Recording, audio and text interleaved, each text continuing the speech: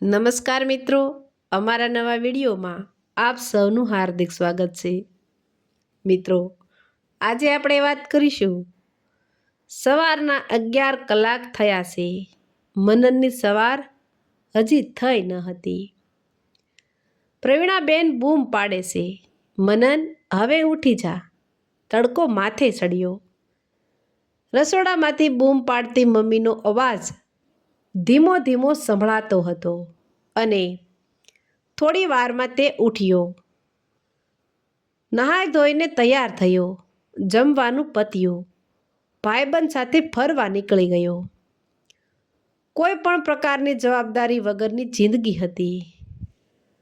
બહેન કાવ્યાને 12મું ધોરણ હતું. તે ભણવામાં વ્યસ્ત રહેતી હતી. તેનું સપનું ડૉક્ટર બનવાનું હતું. પપ્પાની નોકરી સરસ ચાલતી હતી. સમય કોઈનો ગાંઠિયો નથી રહેતો. સમય તેનું કામ કરતો હતો. કાવ્યા પાસ થઈ ગઈ અને તેનું એડમિશન MBBSમાં થઈ ગયું હતું. પિતા મોહનભાઈને નોકરીમાં પ્રમોશન મળવાનું હતું. ક્લાર્કમાંથી હેડ ક્લાર્ક બનવાના હતા.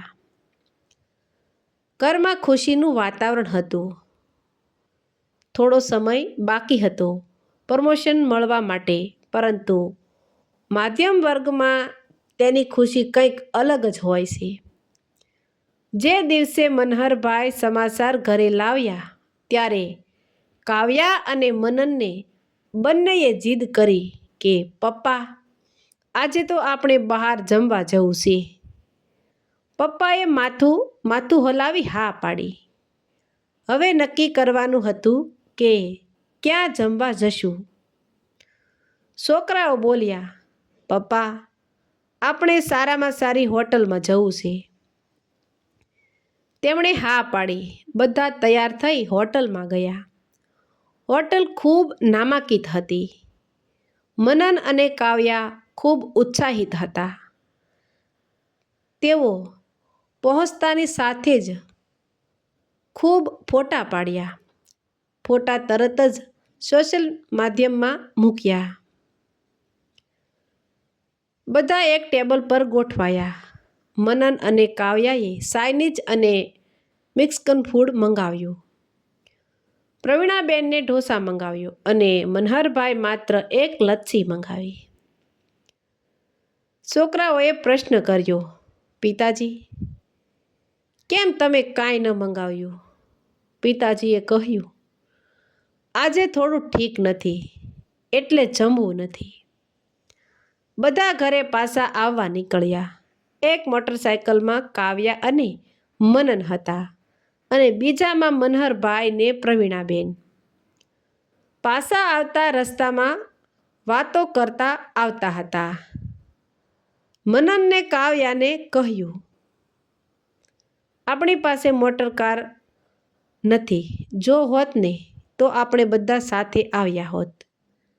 કારમાં નીકળ્યા હોય તો આપણો વટ જ અલગ પડે. કાવ્યા તરત જ બોલી, પપ્પાને પ્રમોશન મળે એટલે આપણે સારામાં સારી કાર લેવી છે. મનન કહે, હું ગાડી ચલાવતા શીખી જઈશ, પછીથી આપણે બંને લોંગ ડ્રાઈવ પર નીકળી જઈશું. સમય જતાં મનને એન્જિનિયરિંગની ડિગ્રી મેળવી લીધી હતી અને કાવ્યાનું MBBSનું છેલ્લું વર્ષ હતું અને મનહરભાઈને પ્રમોશન મળવામાં 2 દિવસ બાકી હતા. દરરોજ સવારની જેમ મનહરભાઈ ઓફિસે જવા નીકળ્યા. પ્રવીણાબેન રસોડામાં હતા. મનન સૂતો હતો. મનનને મોબાઈલની રિંગ સાંભળી. મનને ફોન ઉઠાવ્યો અને સામેથી અવાજ આવ્યો, મનહરભાઈ, આપના શું થાય? મનને કહ્યું, મારા ફાધર છે. સામેની વ્યક્તિ કહે, જલ્દીથી કે હોસ્પિટલ આવી જાઓ. આપના ફાધરનું એક્સિડન્ટ થયું છે. મનનનો હાથ ધ્રુજવા લાગ્યો અને સોફા ઉપર પડી ગયો. પ્રવીણાબેન રસોડામાંથી આવ્યા. અને મનનની હાલત જોઈ ગભરાઈ ગયા અને મનનને પૂછવા લાગ્યા, શું થયું બેટા? મનન ઘડીક કશું બોલી ન શક્યો. પછીથી માતાને બધી વાત જણાવી. એક ફોનની રિંગથી પરિસ્થિતિ બદલાઈ ગઈ. ઝડપથી મનન અને પ્રવીણાબેન હોસ્પિટલ પહોંચી ગયા. મનહરભાઈની હાલત ખૂબ ગંભીર હતી. ડૉક્ટર સાથે વાતચીતમાં ખબર પડી કે તેમને માથાના ભાગમાં વધારે ઈજા પહોંચી છે. પ્રવીણાબેન ભાંગી પડ્યા હતા. કાવ્યા પણ હોસ્પિટલ આવી પહોંચી હતી. ત્રણેય એકબીજાને ભેટી પડ્યા. ડૉક્ટરે કહ્યું, ઓપરેશન કરવું પડશે. કેશ કાઉન્ટર પર 2 લાખ રૂપિયા જમા કરાવી દો. મનને પ્રવીણાબેનના કહેવા પ્રમાણે પૈસાની વ્યવસ્થા કરી અને હોસ્પિટલના કેશ કાઉન્ટર પર 2 લાખ રૂપિયા જમા કરાવ્યા અને તેને એક કાગળ પર સહી કરવાનું કીધું. સહી કરવા માટે કલમ હાથમાં લીધી અને હાથ ધ્રુજવા લાગ્યા. ખબર ન હતી આવી રીતે પણ કોઈ કાગળમાં સહી કરવી પડશે. પપ્પાનું ઓપરેશન શરૂ કરો ડૉક્ટર, તેમને કંઈ ન થવું જોઈએ. તેવું બોલીને મનન ભાંગી પડ્યો. ઓપરેશન સફળ રહ્યું હતું, પરંતુ ભગવાનને કંઈક અલગ જ મંજૂર હતું. ઓપરેશનના થોડાક કલાક પછી અચાનક મનહરભાઈની તબિયત બગડવા લાગી અને થોડીક મિનિટમાં મનહરભાઈ મૃત્યુ પામ્યા. પ્રવીણાબેન સમાચાર સાંભળીને જ બેભાન થઈ ગયા. મનનને આંખે અંધારા આવવા લાગ્યા. ડૉક્ટરે 2 વખત મનનને બોલાવ્યો ત્યારે તે ભાનમાં આવ્યો. બાજુમાં રહેતા રસિકભાઈ ત્યાં સુધીમાં આવી ગયા હતા અને બધી પરિસ્થિતિનો ખ્યાલ આવી જતા ત્રણેયને સંભાળ્યા. બધાને ઘરે લઈ ગયા. રસિકભાઈએ મનનને અગ્નિસંસ્કાર માટે બધી તૈયારી કરાવી અને હાથ પકડી બધી વિધિ કરાવી. પિતાનું 12મું પણ પતી ગયું. હવે ધીરે ધીરે સમય આગળ વધતો હતો. કાવ્યાનું છેલ્લું વર્ષ હતું, માટે થોડા સમયમાં તેની ફી પણ ભરવાની હતી. પ્રવીણાબેનને તેની ચિંતા હતી. મનનને તેના ભાઈબંધ અને ઇન્ટરનેટના માધ્યમ દ્વારા કંપનીઓમાં અરજી કરી. ઘણી બધી જગ્યાએ અરજી કરવા છતાં પ્રતિસાદ મળતો ન હતો. જેમ જેમ દિવસો જતા હતા તેમ તેમ ઘરમાં આર્થિક તંગી જણાતી હતી. પપ્પાનો પગાર અડધો આવતો હતો, તેટલામાં થોડું ઘણું ચાલતું હતું, પરંતુ બેનની કોલેજની ફી ભરવી, તેને પરણાવી જેવા ઘણા પ્રશ્નો સામે હતા. મનન બહુ રખડ્યો, પરંતુ બધા કામનો અનુભવ માંગતા હતા. એક નાની કંપની તરફથી તેને પ્રતિસાદ મળ્યો અને તેને નોકરી પર રાખ્યો. જે મનન 11 વાગે ઉઠતો હતો તે આજે 7 વાગે ઉઠી નિત્યક્રમ પતાવી પ્રવીણાબેનને કામમાં મદદ કરતો અને ઓફિસે જતો. આમ કરતાં કરતાં તેણે ધીમે ધીમે ઘરની બધી જવાબદારી ઉઠાવી લીધી. ઓફિસમાં તેને પ્રમોશન મળે છે અને તે ઘરે આવી સમાચાર આપે છે. માતા અને બહેન ખુશ થાય છે. બંને બહાર જમવા જાય છે. તે ગયા વખતની હોટલમાં જ ગયા, પરંતુ સમય બદલાયેલો હતો. આ વખતે કાવ્યા અને પ્રવીણાબેન કશી વાતમાં મશગુલ હતા. ત્યારે વેઇટર આવે છે. કાવ્યા અને પ્રવીણાબેન તેમની પસંદનું જમવાનું મંગાવે છે. આજે મનનની નજર મેનુ કાર્ડમાં વાનગી નહીં, પરંતુ વાનગીની કિંમતમાં હતી.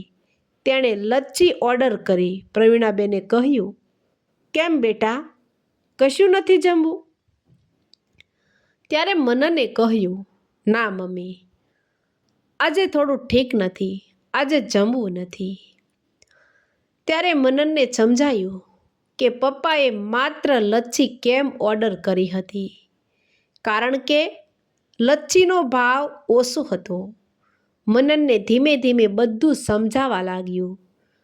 તેણે ખોટા ખર્ચા બંધ કરી દીધા.